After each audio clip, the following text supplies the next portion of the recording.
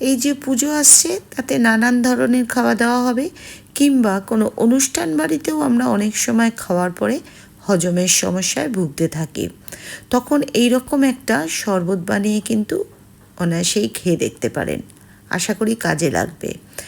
1 চামচ জোয়ান, 1 চামচ বিট নুন, কয়েক দানা মিশ্রি আর বেশ কিছুটা পুদিনা পাতা, এগুলো সবগুলো খুব ভালো করে বেটে নিলাম।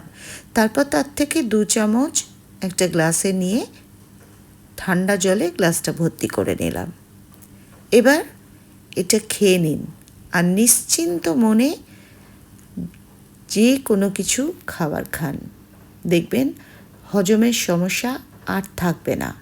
এখানে আপনারা মিশ্রিটা বাদ দিতে পারেন যদি মিষ্টি না খান, আর যদি মনে করেন 1 চামচ লেবুর রস মিশিয়ে নিতে পারেন।